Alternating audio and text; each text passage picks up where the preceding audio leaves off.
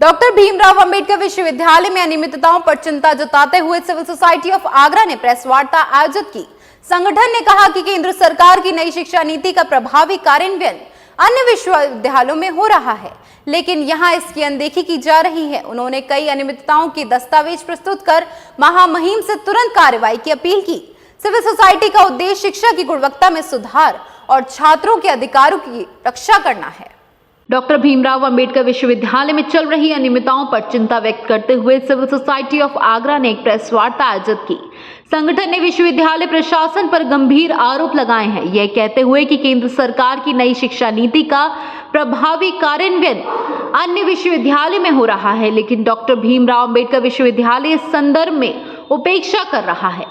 Civil society ने कई अनियमितताओं के दस्तावेज भी प्रस्तुत किए और महामहिम से अनुरोध किया कि इस मामले की गंभीरता को समझते हुए तुरंत कार्रवाई की जाए। आज हम लोगों ने जो प्रेस कॉन्फ्रेंस की है वो डॉक्टर बी.आर. अम्बेडकर यूनिवर्सिटी में जो कुलाधिपति नाक इंस्पेक्शन करा के आगरा यूनिवर्सिटी को नाक एक्रेडिटेशन दिलाना चाहती हैं, इसके विरोध में हमने किए, क्योंकि यहाँ सिस्टम कोई लागू नहीं है। रिजल्ट टाइम पे आ नहीं रहे, सेशन यूनिवर्सिटी का ठीक नहीं चल रहा। कल कन्वोकेशन हुआ है, गोल्ड मेडल दिए गए हैं, लेकिन बच्चों को अंक तालिका तक उनके पास नहीं है। दूसरा, जो Agra doctor B R. Ambedkar University अपने पोर्टल पे जो दिखा रही है कि उनके पास 203 प्रोफेसर्स हैं, 203 टीचर्स हैं, जिसमें से सैंक्शन सिर्फ 94 हैं, तो ये बाकी के कहाँ से आए? और इसमें 203 में 170 जो प्रोफेसर हैं वो सिर्फ असिस्टेंट प्रोफेसर हैं। इनकी अपॉइंटमेंट कहाँ से हुई? क्योंकि हमारे पास कुलाधिपति का खुद का लेटर है कि जो भी एम्प्लॉयमेंट पिछले 5 साल में जो भी एडवर्टीजमेंट निकले हैं वो अप्रूव नहीं है।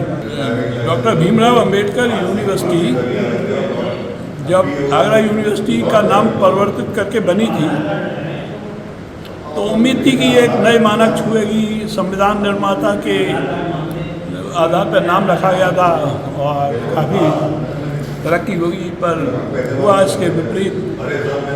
यूनिवर्सिटी संचालकों ने इस बात का भी ध्यान नहीं रखा किस नाम व्यक्ति से इसका नाम जुड़ा हुआ है, कितने बड़े महान नेता थे। फिलहाल इसकी यूनिवर्सिटी की स्थिति में सुधार के लिए ज़रूरी है कि सिटीजन चार्टर पैटर्न का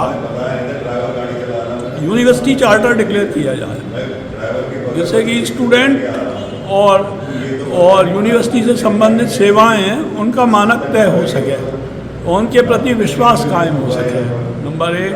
नंबर 2, जो सबसे बड़ी चीज़ है, सीनेट का चुनाव कराया जाए।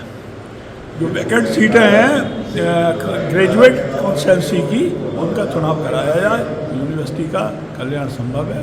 संगठन का कहना है कि हम ये सुनिश्चित करना चाहते हैं शिक्षा की गुणवत्ता में सुधार संभव हो सके ताकि छात्रों को उनका हक मिल सके। यह जानकारी आगरा के नागरिकों और छात्रों के हित में प्रस्तुत की गई है।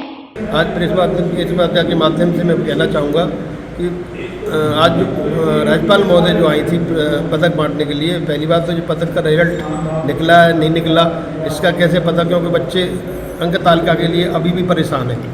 तो इन बच्चों की कैसे निकले आई, बाकी बच्चे क्यों परेशान हैं? दूसरी बात, पदों की सृजन करके पदों को बढ़ावा देना, जो कि गवर्नमेंट के थ्रू जब जांच कराई RTI ली गई तो उसमें तो पद मंजूर किए ही नहीं। लोकल कैसे हो गए? जब पद है कुल मिलाकर के 90 या कितने पद हैं मंजूर, बाकी के जो 109 पद कहाँ से आ गए? क्या रिश्तेदारों के हो रहे हैं? माननीय को रिश्तेदार ले रहे हैं। और तीसरी बात आज न्यूज़ में आई है कि फैकल्टी कुछ ख़त्म करने जा रहे हैं, तो उनके प्रोफेसर कहाँ जाएंगे? उन फैकल्टी में जो शिक्षा मिलती है उसके माध्यम से रोजगार सृजित किए जाएँ या इनको ख़त्म करने की मुहिम चालू हुई है? तो मेरा यही जाँच का विषय और जाँच भी होनी चाहिए। मून न्यूज़ के लिए ब्यूरो रिपोर्ट।